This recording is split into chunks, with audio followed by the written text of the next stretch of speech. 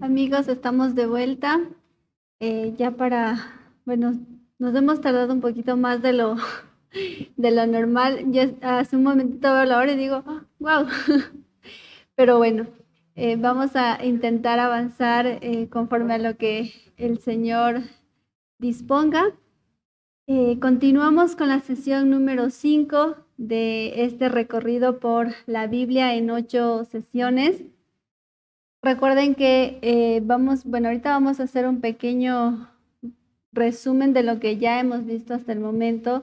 Esta serie básicamente tiene el objetivo de que cada uno de nosotros tenga ese deseo de ir a buscar las escrituras, de ir a leer la Biblia de principio a fin y de que dejemos la costumbre que teníamos de solamente recibir mensajes de temas de la Biblia o de leerla el libro que se me abre la Biblia y empiezo a leer por ahí, o me gusta el libro de los Salmos, de los Proverbios, empiezo por Mateo o así, ¿no? Entonces, lo ideal es que vayamos estudiando la Biblia de manera ordenada. Y también, obviamente, recuerden que estos estudios son para que nosotros aprendamos a cómo podemos compartirle a una persona. No todas las personas caminamos al mismo ritmo. Quizás muchos de nosotros tenemos amigos, familia que no conocen del Señor y no le puedo empezar a compartir y decirle, mire, no está guardando los mandamientos, de esto no está haciendo, o empezar a señalarle por cosas que incluso son difíciles porque durante muchos años hemos, solamente hemos recibido cosas, hemos recibido mensajes, pero no nos habíamos encargado de estudiar nosotros por nuestra cuenta. Entonces, iniciamos pues con los libros de la Torá, que sabemos que es Torá o Pentateuco, los 5 primeros libros de la Biblia, la ley de Moisés, que son pues Génesis, Éxodo, Levítico, Números y Deuteronomio. Luego de eso tenemos los libros de los profetas, que pues sabemos que los profetas, el mensaje que le dieron al pueblo era, por favor, regresen, por favor, retornen a las instrucciones del Señor porque se están apartando. Todas las 12 tribus se apartaron de las instrucciones y los profetas justamente son enviados a que ellos regresen, a que todos los profetas les pidieron lo mismo. Y cuando estudiamos esto, vimos que eso se repetía constantemente. Que les decían, por favor, arrepiéntanse, por favor, vean, esto nos va a pasar. Y en la mayoría de los profetas el pueblo no escuchaba. Entonces es como, para mí, la verdad, un honor y privilegio humildemente que me estén escuchando porque, pues la verdad, no llego al nivel de un profeta, pero ¿cómo se habrá sentido? O sea, que incluso ellos no vieron lo que ahora nosotros estamos viendo. Ellos no tenían los siguientes libros de la Biblia que nos ayudan incluso a entender de mejor forma la palabra de Dios.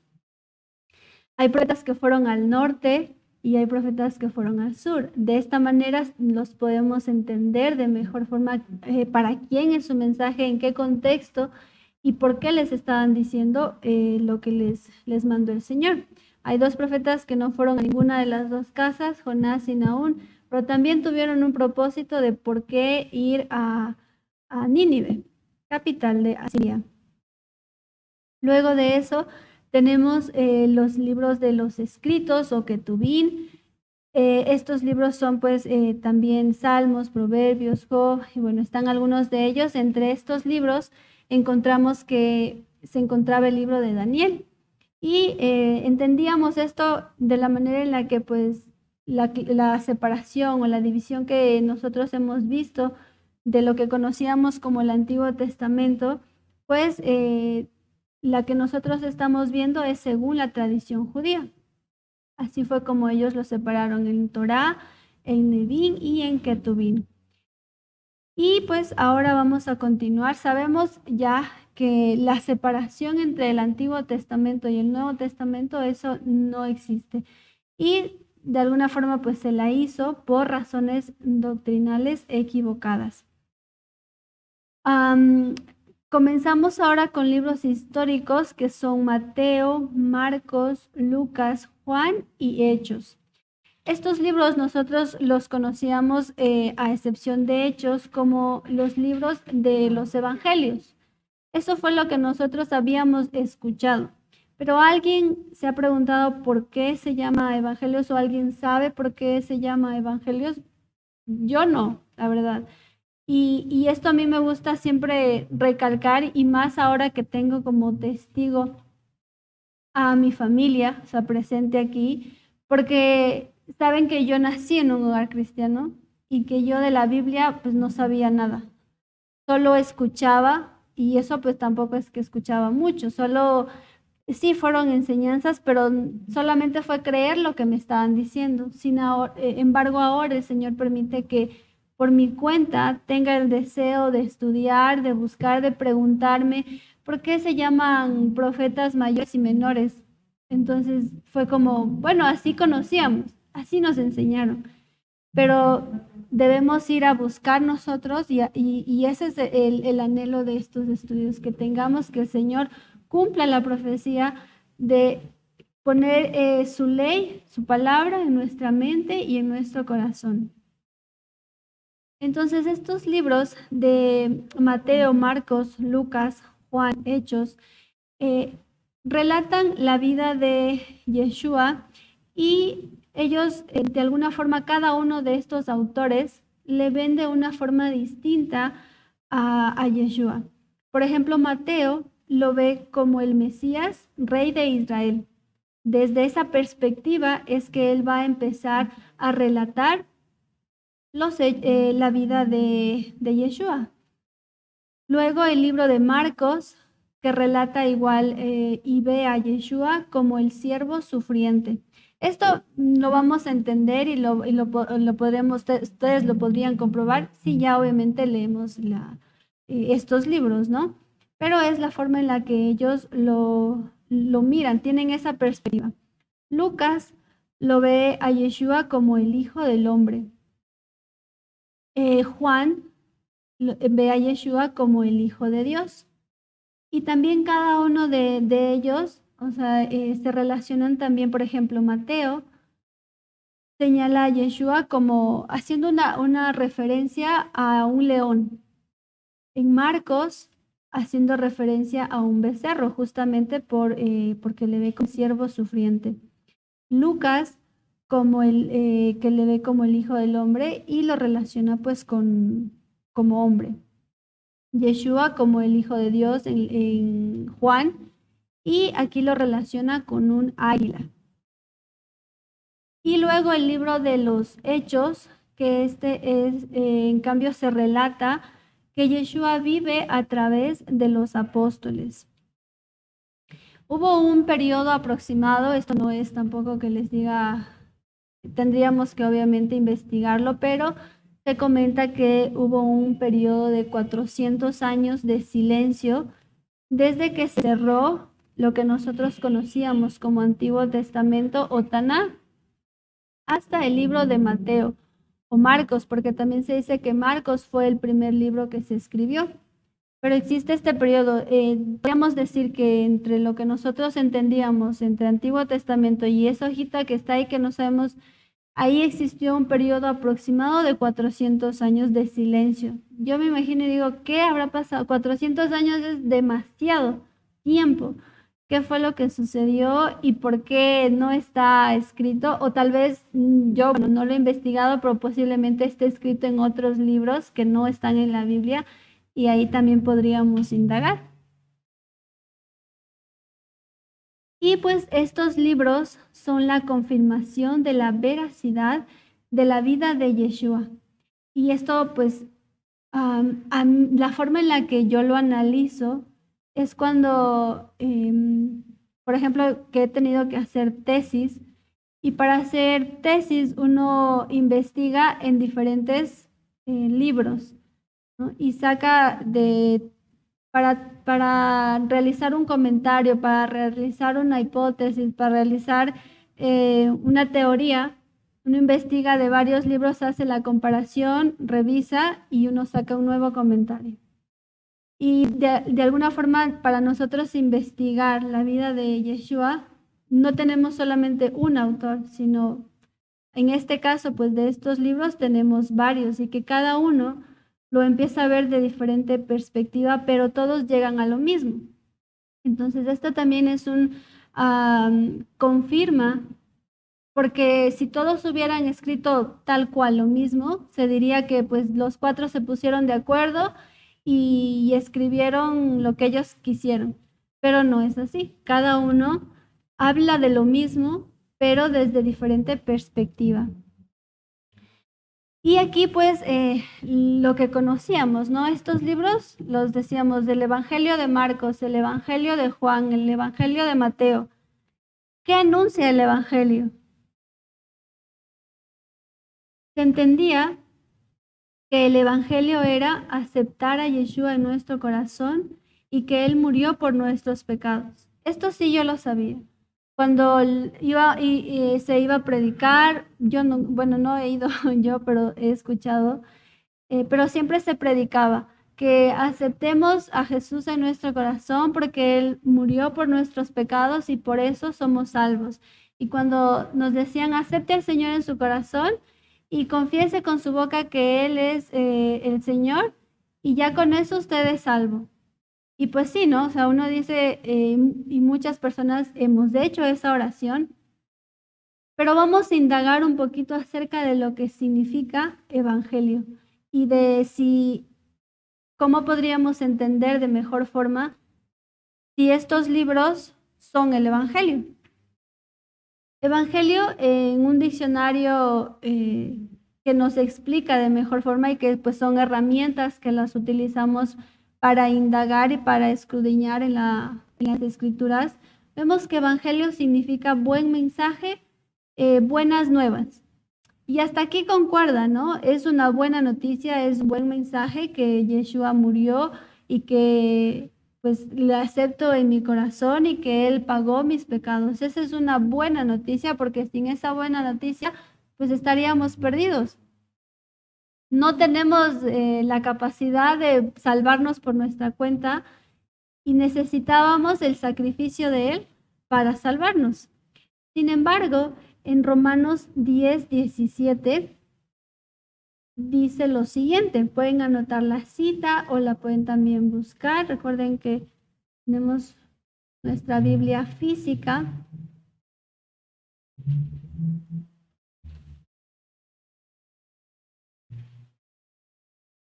Y dice en Romanos 10:17. Así que la fe es por el oír y el oír por la palabra de Dios. En Romanos esto lo está explicando Pablo. Pablo no tenía el libro de Mateo, Marcos, Lucas, Juan, no tenía, el libro de los Hechos tampoco. Entonces me dice que la fe, porque nos dice que tengamos fe en Jesús, que tengamos fe y que aceptemos que Él murió, que reconozcamos que solo Él es nuestro Salvador. Pero me dice que así que la fe es por el oír y el oír por la palabra de Dios. ¿A qué palabra de Dios se está refiriendo Pablo si Pablo no tenía estos libros que estamos analizando ahorita? Y luego de eso, también en Primera de Pedro 4:17,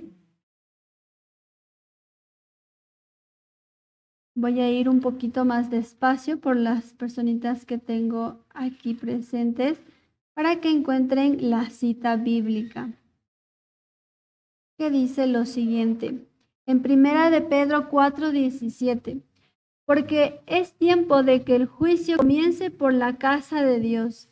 Y si primero comienza por nosotros, ¿cuál será el fin de aquellos que no obedecen al Evangelio de Dios? Y está preguntando aquí Pedro, ¿cuál será el fin de aquellos que no obedecen al Evangelio de Dios? Aquí tengo otra cuestión. El libro de Mateo, que se le conoce como el Evangelio de Mateo, ¿se obedece? ¿Podríamos obedecer lo que dice ahí? Ahí hay palabra que deberíamos obedecer. Obviamente leemos y sabemos que yo no estoy descartando, y eso por favor quiero aclararlo, no estoy descartando que esos libros no se deban leer o que no sean necesarios, Pero vamos a ir profundizando en que aquí me dice que el evangelio se obedece. Entonces, si el evangelio era aceptar a Yeshua en nuestro corazón y que Él murió en nuestros pecados, ¿cómo obedezco eso? ¿Puedo yo obedecer el aceptar a Yeshua en nuestro corazón y que Él murió por nuestros pecados? Eso sería reconocer. Eso sería que Dios me permite aceptar que Él está en mi vida y reconocer que Él murió por mis pecados. Pero aún ahí, o sea, sigue un poco incompleto, porque eso no lo podría obedecer. Y Pedro lo dice, ¿no? ¿Cómo? O sea, y aquí me da la pista. El Evangelio se obedece. Entonces, el Evangelio tiene algo más allá de los libros como se los conocía, ¿no? A los evangelios de estos autores, que son en realidad libros históricos, porque iniciamos diciendo que estos libros nos están relatando la vida de Yeshua y ellos lo van a relatar de diferente perspectiva cada uno de ellos. Entonces la pregunta ahora sería, ¿se puede obedecer el Evangelio con la oración de fe que hicimos? Y eso, bueno, es una pregunta retórica, no es como que cada uno de nosotros ahorita me diga sí, no, y nos pongamos a debatir, pero que lo analicemos y reflexionemos si el Evangelio se puede obedecer con la oración de fe que alguna vez, en alguna ocasión de nuestra vida, lo hicimos.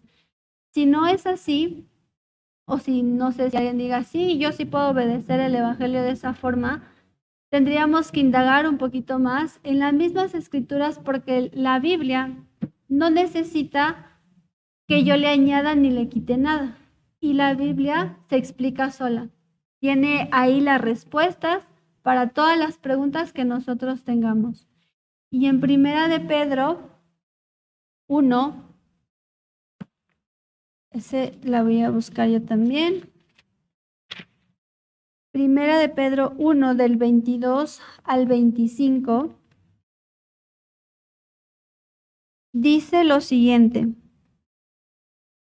habiendo purificado vuestras almas por la obediencia a la verdad, mediante el Espíritu, para el amor fraternal no fingido.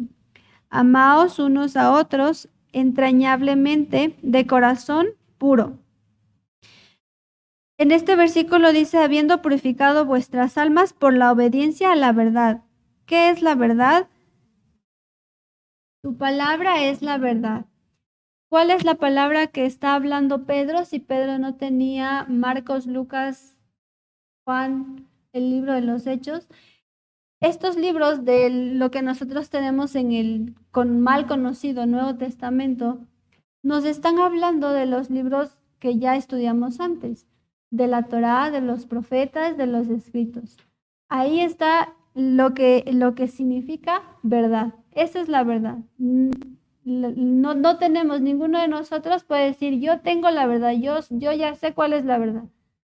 Porque la verdad es lo que está aquí escrito y eso es lo que vamos a ver más adelante, qué es lo que va a pasar con esa verdad. En el 23 dice, siendo renacidos, es decir, vueltos a nacer, comprados, porque la buena noticia era que Yeshua está en mi corazón y que Él murió por nuestros pecados y que Él me compró con precio de sangre. Entonces, siendo renacidos, no de simiente corruptible, sino de incorruptible, por la palabra de Dios que vive y permanece para siempre.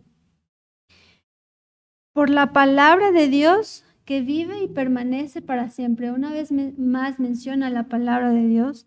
Y para Pedro, nosotros debemos sumergirnos en las escrituras y de entender qué es lo que Pedro está viendo y qué es lo que él entiende por palabra de Dios. Porque yo puedo entender palabra de Dios toda la Biblia. O puedo entender un poquito más profundo a que la palabra de Dios está en las instrucciones que Él nos dio desde la época de Moisés hasta nuestros tiempos. Y eso es lo que no ha cambiado, porque a la actualidad no ha cambiado que no debemos matar, que no debemos adulterar, que no debemos robar, que debemos honrar a nuestros padres, que debemos guardar el día de reposo, Eso no ha cambiado. Quienes han variado somos nosotros. Quienes son los que han variado han sido las distintas religiones e incluso denominaciones que, por ejemplo, sabemos que hay grupos o comunidades, nuestros hermanos judíos, que no estudian o que ya no estos libros que nosotros vemos ahora, ellos ya no los estudian. Eso es lo que ha variado. Ha variado que algunos pues le han quitado, le han puesto, le han agregado. Eso es lo que ha variado. Pero las instrucciones del Señor, eso no ha cambiado hasta ahora. Y eso es lo que dice, que permanece para siempre. Y luego Pedro, para justamente reafirmar esto, se va a las escrituras de Isaías 40, porque él va a citar y dice, porque toda carne es como hierba, y toda la gloria del hombre como flor de la hierba. La hierba se seca y la flor se cae. O sea, él usa la referencia de Isaías 40 del 6 al 9. Esa es la manera como él ratifica que no son tampoco palabras de él, sino que él está hablando y refiriéndose a la palabra, citando al profeta Isaías. Y él dice, toda carne es como hierba, toda la gloria del hombre como la flor de la hierba, la hierba se seca y la flor se cae. Mas la palabra del Señor permanece para siempre. Una vez más, o sea, él lo está ratificando. ¿Cuál es la palabra de Dios? Las instrucciones, los 5 primeros libros de la Biblia que por mucho tiempo nosotros no les hemos leído porque nos parecían aburridos, difíciles de entender, muchos nombres, muchas cuentas, muchos números. Pero ahí está la esencia. Eso fue lo que nos quitaron. Eso fue, nosotros desconocíamos justamente la verdad por empezar a leer la Biblia desde Mateo, que eso era lo que nos decían. La suma de su palabra es la verdad. Y luego finaliza en el 25. Y esta es la palabra que por el Evangelio os ha sido anunciada. Para mí, les digo, era un poquito difícil entender esta partecita, pero hoy analizaba esto y decía, si yo le traduzco lo que dice aquí y que si ya entiendo que la palabra de Dios es la Torá, son los libros, los 5 primeros libros de la Biblia, la ley de Moisés, y también entiendo que el Evangelio es el buen mensaje, es que Yeshua está en mi corazón y que Él murió por nuestros pecados. Y si yo traduzco eso que acá que dice, y esta es la palabra, y esta es la Torá, estas son las instrucciones, esta es la ley de Moisés, que por el Evangelio, que por la buena noticia de que Yeshua está en mi corazón y de que murió por nuestros pecados, os ha sido anunciada. Porque también, o sea, no podemos enfocarnos solamente en las instrucciones, perderíamos la esencia de todo también. Entonces se complementa lo uno con lo otro, no le podemos quitar ninguna de las dos cosas. Entonces sí, en parte el Evangelio es aceptar a Yeshua, es reconocer que Él nos salvó, es entender que Él pagó, nos compró con precio de sangre y que por eso ahora se nos anuncia la Torá, las Escrituras, la palabra de Dios. Por Él ahora nosotros tenemos, Él es la puerta de acceso. Sin Él no podemos. Y obedecemos al Señor porque Él nos dice que obedezcamos, mas no porque eso nos salve. Porque en realidad lo que nos salva es el sacrificio del Señor, de Yeshua, de Jesús. Entonces ahí se explica de mejor forma que el Evangelio sí se obedece y que el Evangelio va más allá de entender que era solo aceptar a Jesús en nuestro corazón y que Él murió por nuestros pecados, porque eso no se puede obedecer, pero sí podemos obedecer, no matar, no adulterar, celebrar las fiestas del Señor, guardar el día de reposo y todas las instrucciones que tenemos desde Génesis hasta Deuteronomio. ¿Y por qué era importante esta partecita del Evangelio, de entender un poquito mejor qué es el Evangelio? Porque se decía que Mateo, Marcos, Lucas, Juan son los libros de los evangelios. Entonces, así podemos comprender de mejor forma que estos libros más bien son libros históricos que nos relatan la vida de Yeshua desde distinta perspectiva. Y vamos a analizar cada uno de estos libros, ya saben, pues de manera panorámica.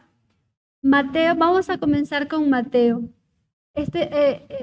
Hoy la verdad es que repasaba esto y recordaba algunas cosas porque sí, o sea, he tenido como la oportunidad de estudiar igual de manera panorámica. No sé toda la Biblia, la verdad, pero vamos a recordar algo interesante en este libro de Mateo. Mateo fue el que obviamente escribió. Él era cobrador de impuestos. Él estaba del lado de los romanos. La fecha aproximada de este libro fue aproximadamente del año 55 al 70 después del Mesías. Y para esta época, recuerden, ya están bajo el imperio. ¿Bajo qué imperio están? Bajo el imperio romano. Las secciones de este libro es: el rey y su reino es revelado, el rey es resistido, el rey se retira, el rey es rechazado y matado, el rey resucita y vence. Voy a repetir, tal vez por si lo están anotando, y sé que ahorita a las personas que están aquí no están viendo la presentación. El rey y su reino es revelado. La primera sección. La segunda sección, el rey es resistido. Así vamos a copiar como tipo letra de doctores. El rey se retira, la tercera sección. La cuarta sección, el rey es rechazado y matado. Y la quinta sección, el rey resucita y vence. ¿Cómo les fue? ¿Sí? Ok, muy bien. Entonces, esas serían las secciones del libro de Mateo y vamos a ver algunos detalles panorámicos de este libro. Es posible, esto me llamó mucho la atención porque dicen que es posible que Mateo usó el sistema de escritura rápido llamado taquigrafía. Yo no sabía cómo era este sistema, pero ahora tenemos la facilidad del internet y le puse taquigrafía y vi, o sea, la verdad es que lo tendrían que ver en imágenes, que eso yo creo que les va a explicar de mejor. Ajá, como van uniendo de manera fonética. Lo vi, de esta manera lo vi. Wow. Ok, sí, ese sistema de escritura se comenta que fue el que usó Mateo porque él tenía que explicar y lo hizo de una manera muy detallada. Lo que él va escribiendo era imposible, así como ahorita nos acabó de pasar, ¿no? Me quiero copiar lo que está pasando y es imposible que lo haga así con bonita letra. Entonces, uno de los comentarios es que posiblemente usó este sistema de escritura. Y Mateo tenía un entrenamiento para registrar datos. O sea, esto también me pareció súper bonito porque primero Mateo ya estaba del lado de los romanos.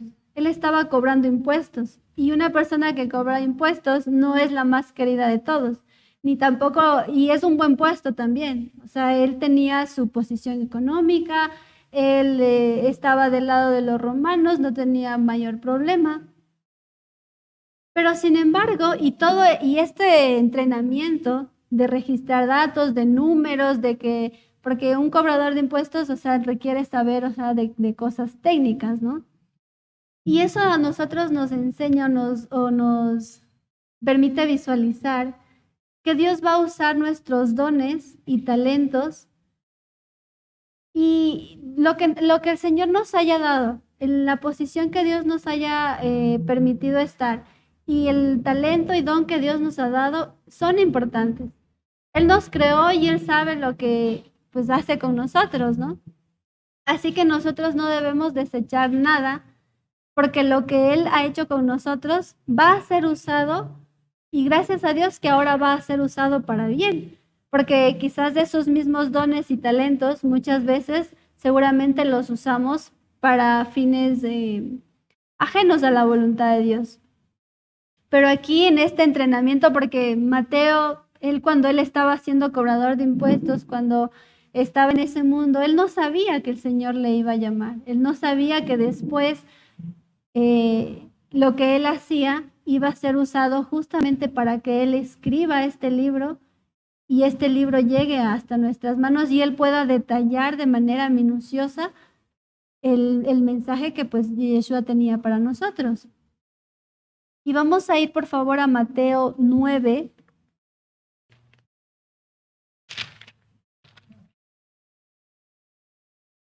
Mateo 9 del 9 al 13, lo vamos a leer.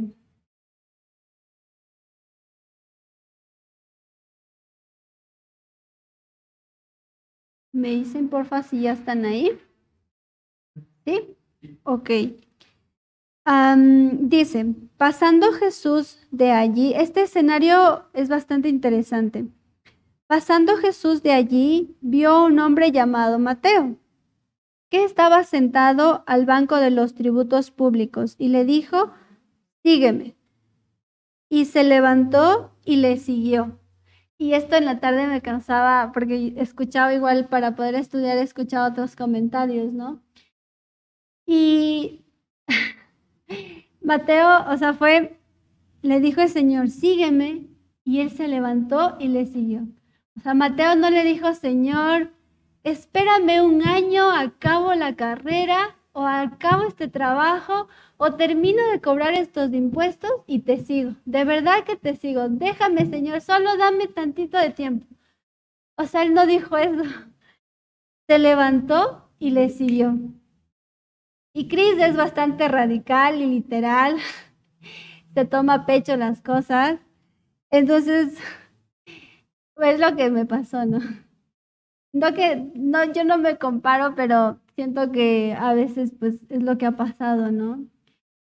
Estando en una condición quizás óptima de mi vida, resulta que pues eso, solamente fue tener un sueño, Chris, el Señor es todo y sin Él no tienes nada, entonces al cabo de poco tiempo, Chris aparece en la jungla estudiando las escrituras y pues porque fue eso, no fue como que Señor, pero es que ahorita ya tengo un buen trabajo, Señor, pero es que ahorita ya empieza mi vida y ya soy profesional y ya puedo ser independiente. Y fue bonito, o sea, porque nosotros, y esta es la pregunta que igual puedo hacerles, ¿no? ¿Hemos entendido lo que significa seguirle a Yeshua? Y cada uno de nosotros, no digo que yo diga, sí, yo entendí, por eso me fui, porque no, o sea, no ni siquiera fue algo ¿qué persona natural en sus condiciones racionales puede decidir eso?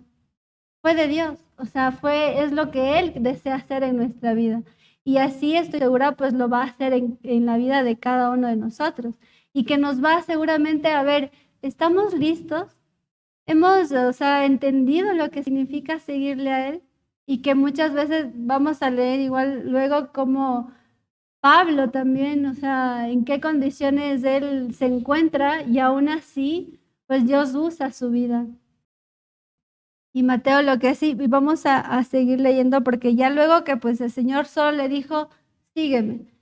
Y para un cobrador de impuestos, para una persona, o sea, totalmente alejada del reino, que ya Mateo andaba escuchando y se hablaba del profeta, del Mesías, de que hay alguien que está haciendo milagros, que está hablando del reino, y que le diga, sígueme, y que él diga, se levantó y le siguió. Ahí quedan los impuestos, ahí queda el dinero, ahí queda la posición, ahí queda el lugar que tenía él, y le siguió.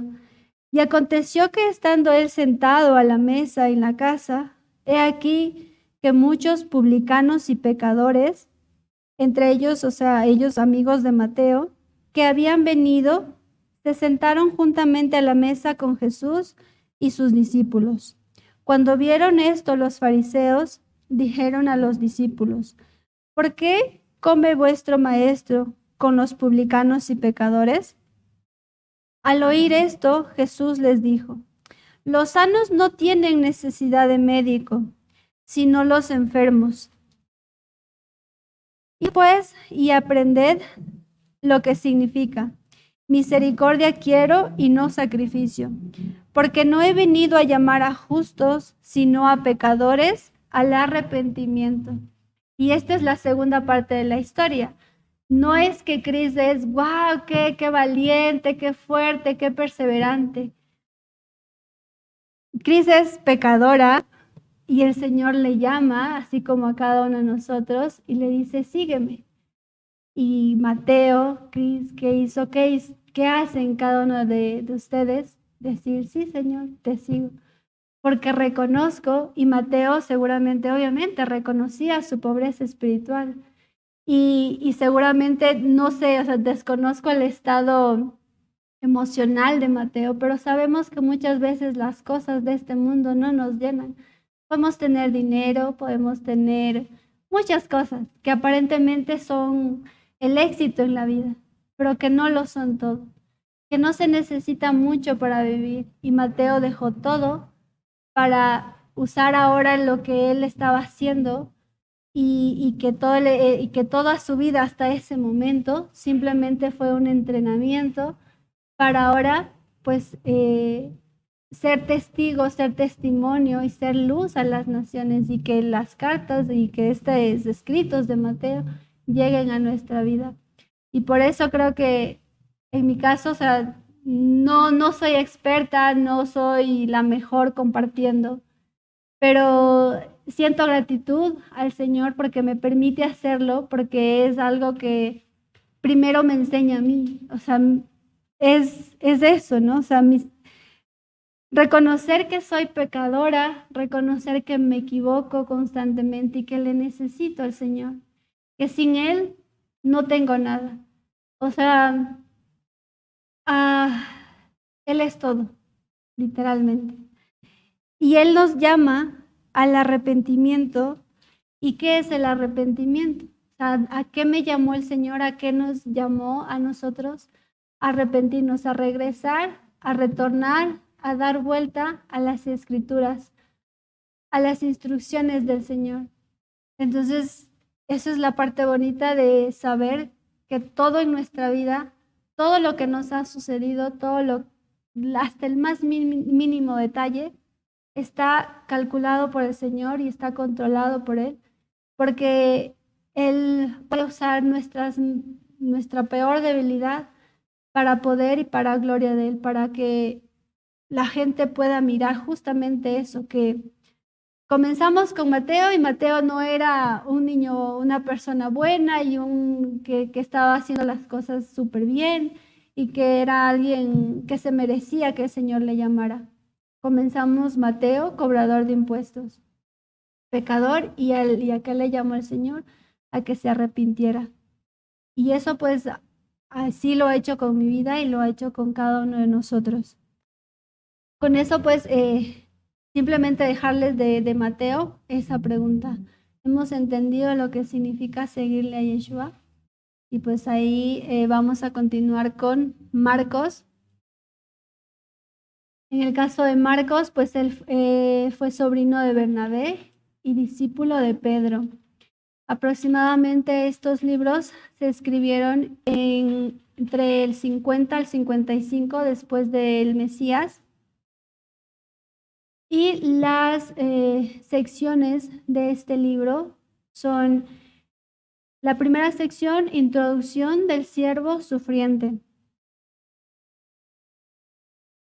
Introducción del siervo sufriente.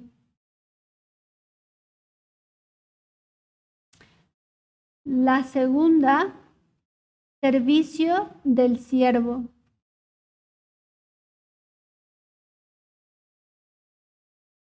Y la tercera, sufrimiento y victoria del siervo.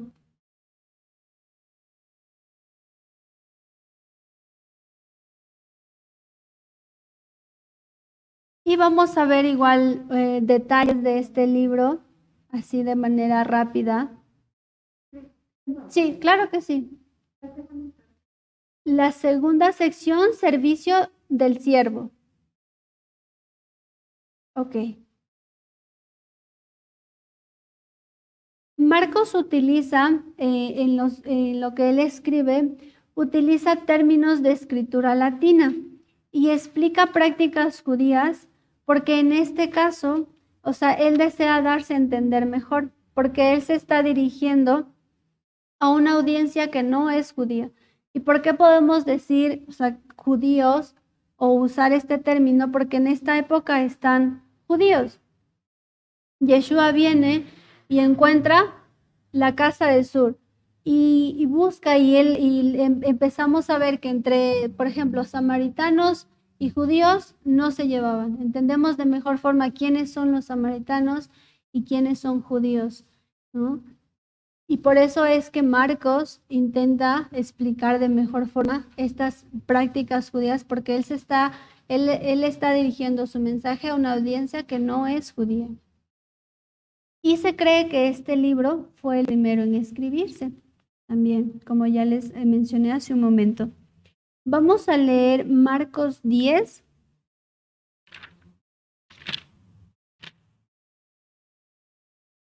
Desde el 42 al 45.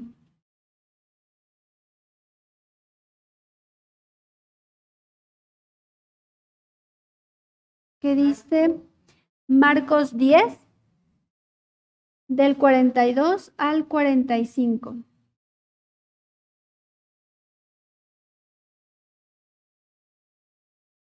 Que dice lo siguiente: Mas Jesús, llamándolos, les dijo: ¿Sabéis que los que son tenidos por gobernantes de las naciones se enseñorearán de ellas, y sus grandes ejercen sobre ellas potestad? Pero no será así entre vosotros, sino el que quiera hacerse grande entre vosotros será vuestro servidor. Y el que de vosotros quiera ser el primero será siervo de todos. Porque el Hijo del Hombre no vino para ser servido, sino para servir y para dar su vida en rescate de muchos.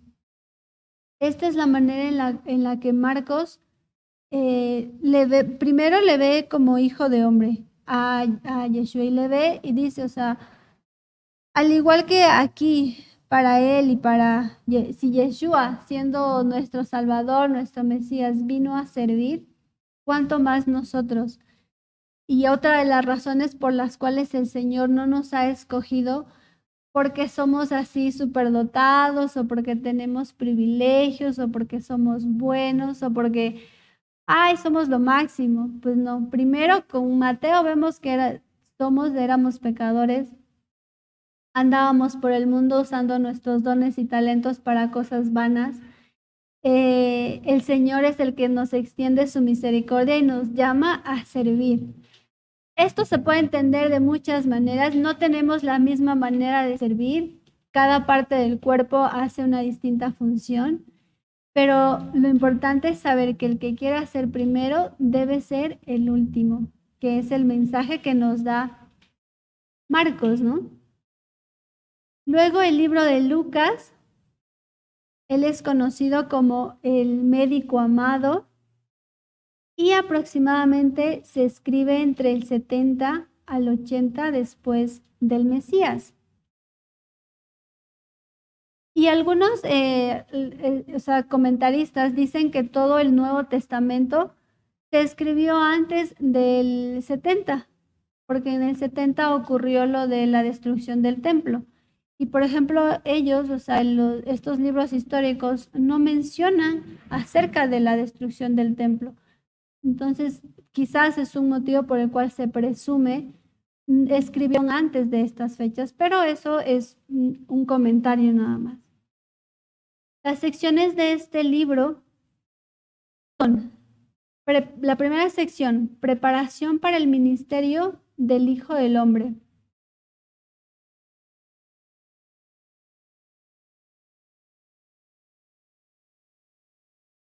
Preparación para el ministerio del Hijo del Hombre. A ver, voy a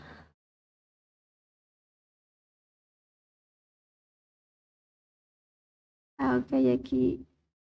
Muy bien. La otra sección es testimonio del Hijo del Hombre.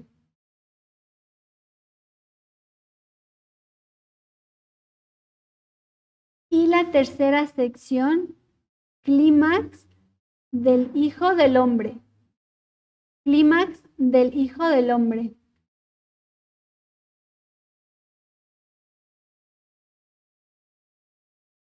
Esas son las tres secciones que tenemos en el libro de Lucas.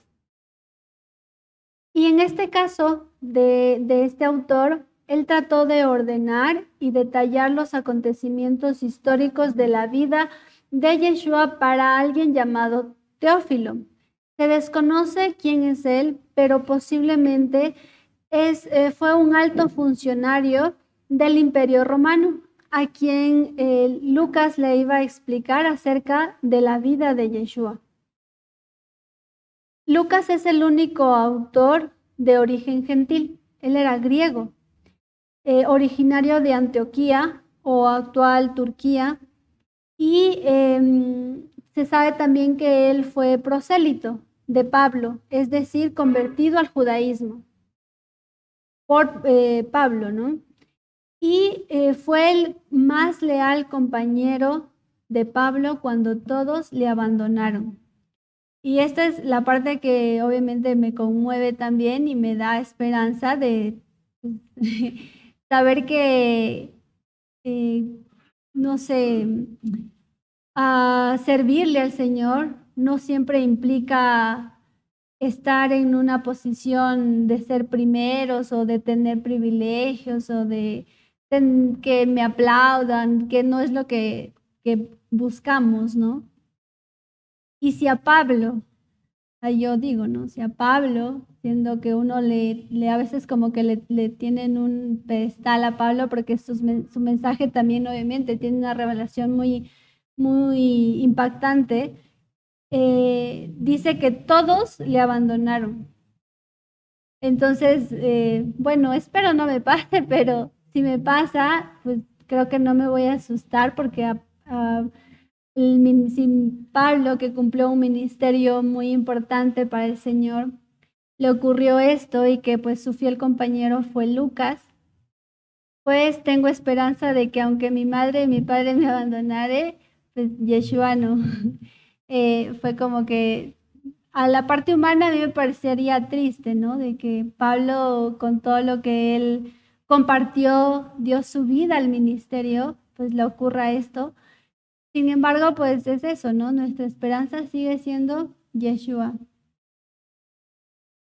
Y luego tenemos el libro de Juan, que él en cambio es conocido como el discípulo amado. Las fechas aproximadas en las que se escribió fue entre el 70 al 100 después del Mesías. Y aquí sí tenemos 5 secciones, las vamos a ir apuntando, por favor. La primera sección, la palabra se hizo carne.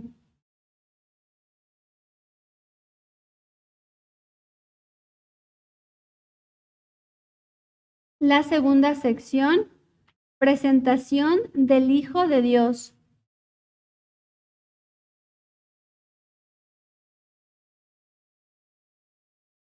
La tercera sección, me dicen si estoy yendo un poco rápido. La tercera sección, instrucciones a los 12 discípulos. ¿En cuál se quedó, Paticita? Tercera, instrucciones a los 12 discípulos.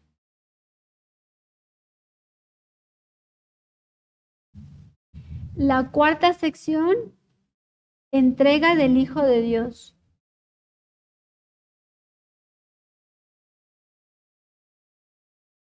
La cuarta sección, entrega del Hijo de Dios. Y la quinta sección, el relato de los 153 peces.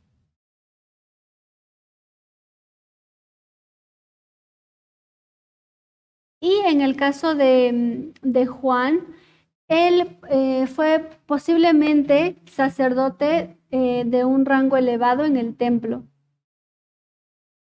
Él fue primo de Yeshua y el hermano de Juan fue Jacobo, y ambos eran conocidos como los hijos del trueno.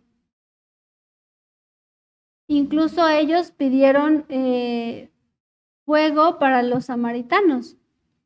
Y el Señor les dijo, no es por ahí. Nunca va a ser por fuerza, nunca va a ser con armas ni con violencia, sino pues el Señor con misericordia, amor, justicia. Juan es uno de los pilares o columnas de la comunidad en Jerusalén. Y también él sabemos que escribió las 3 epístolas de Juan, siguientes libros que también nos vamos a analizar en otra clase. Esto es un poco fuerte porque según la tradición trataron de quemarlo en aceite a Juan antes de ser exiliado, pero pues no ocurrió nada. Eso ya lo podemos ver después, pero pues aunque intentaron hacer esto con Juan, no lograron su cometido. Al final de la vida de Juan, él fue exiliado a la isla Patmos, de igual forma actual Turquía, a causa de la palabra de Dios. Una vez más, pues que predicaba Juan, Mateo, Marcos, Lucas, predicaban a Yeshua resucitado y la palabra de Dios, y que regresaran de igual forma, ¿no? El arrepentimiento que les había enviado incluso luego Yeshua, que les predicaran eso al pueblo. Y él predicaba las dos cosas. Juan, la palabra de Dios, la Torá, la ley de Moisés, y el testimonio de Yeshua. Entonces, él tampoco había desconectado estas dos partes esenciales e importantes, y de allí es cuando escribe Apocalipsis también. ¿Ok? Y luego ya para finalizar, el libro de Hechos, que fue escrito por Lucas aproximadamente entre el 60 al 69 después del Mesías.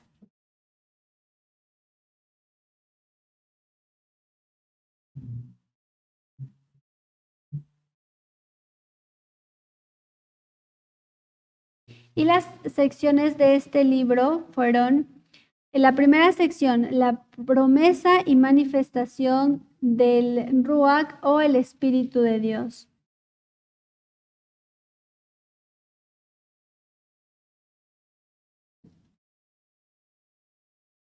Les voy a repetir, la primera sección, la promesa, a ver qué pase la moto.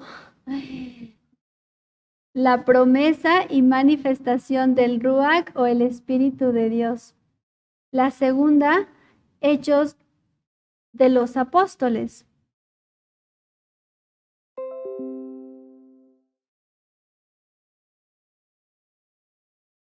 A ver, volví, creo que perdí conexión, estoy de vuelta. Ya nos falta poquito, así que nos habíamos quedado en las secciones de Hechos, ¿no? ¿La segunda o la tercera? Segunda, Hechos de los Apóstoles. Y la tercera sección, Hechos del Apóstol Pablo a los gentiles. Hechos del Apóstol Pablo a los gentiles. Se dice que este libro de Hechos debería llamarse así, Hechos del Apóstol Pablo, porque desde el capítulo 13 empieza a relatar solo los hechos de Pablo, todo lo que él, la conversión de Pablo, el mensaje que él le fue dando a los gentiles, al pueblo que había perdido su identidad y que ya no sabía que era Israel. Este libro de los Hechos abarca un periodo aproximado de 40 años. Y también este libro es para nosotros es importante porque es un manual operativo para las comunidades de creyentes en Yeshua. Si nosotros queremos saber cómo llevar una comunidad, cómo comportarnos, cómo deben ser los lineamientos en una comunidad, cómo tratar ciertos inconvenientes que se da en una comunidad. Este libro es el manual operativo, el cómo nos enseña cómo debe comportarse una comunidad a los tiempos que estamos ahora, ¿no? Y es el único libro de la Biblia que está inconcluso. ¿Por qué está inconcluso? Porque pues los hechos de los hijos de Dios se siguen escribiendo hasta la actualidad. Ustedes y yo pues seguimos escribiendo y somos parte de este libro. Y de manera justamente pues particular, este libro concluye así como súper, ya al final en el capítulo 28 de Hechos, que igual está solamente relatando de Pablo, y Pablo permaneció 2 años enteros en una casa alquilada y recibía a todos los que a él venían, predicando el reino de Dios y enseñando acerca del Señor Jesucristo, y abiertamente y sin impedimento. Este libro se sigue escribiendo hasta hoy. Ya no obviamente literalmente, pero pues son los hechos de cada uno de nosotros que se siguen escribiendo hasta cuando Él vuelva y diga, pues ahora sí, ya se establece el reino y concluya, yo creo, ¿no? Digo, concluya ya este libro.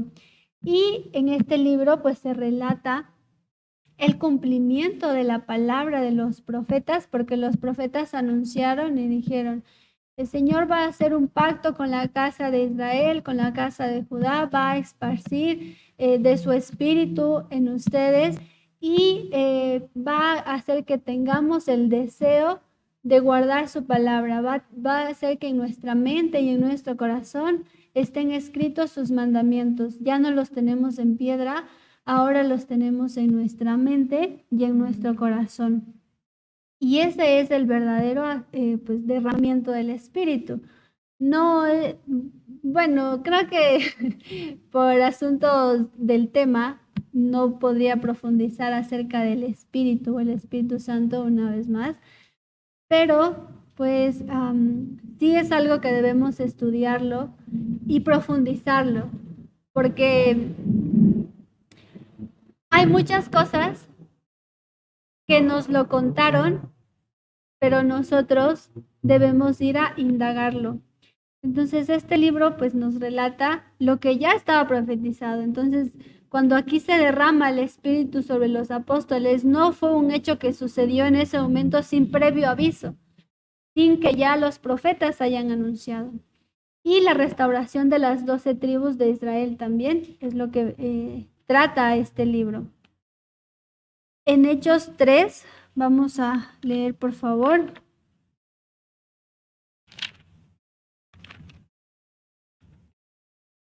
Hechos 3, desde el 19 al 23. ¿Qué es lo que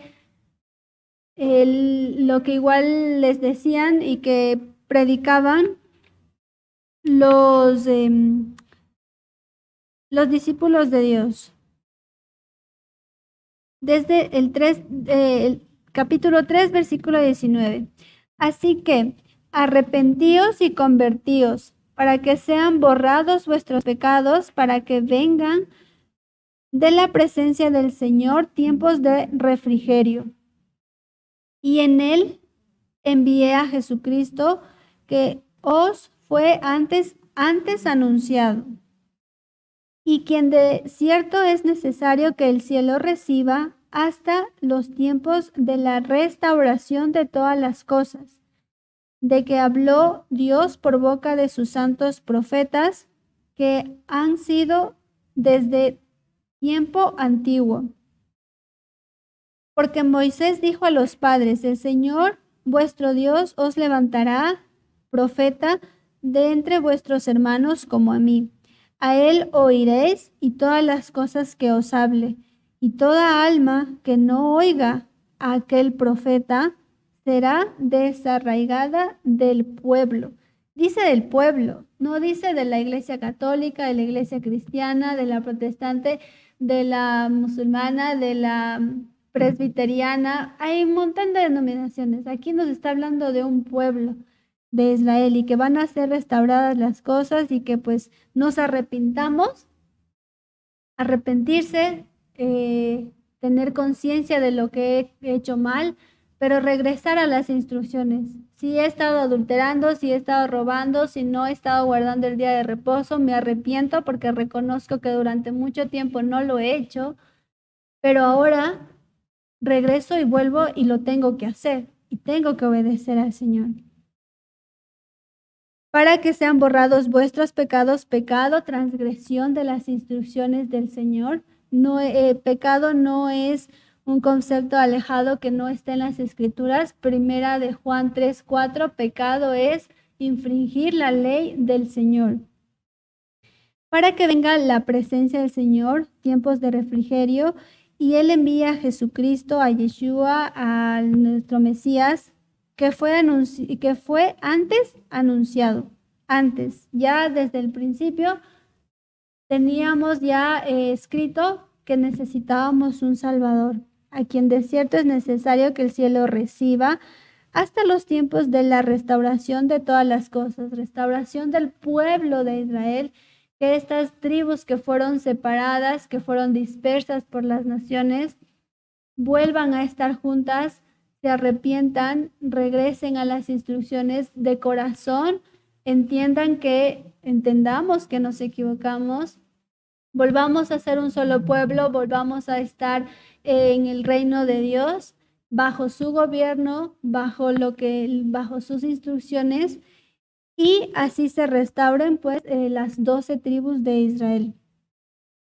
Y pues bueno, ya continúa, ¿no? De que habló Dios por boca de los profetas que han sido desde tiempo antiguo.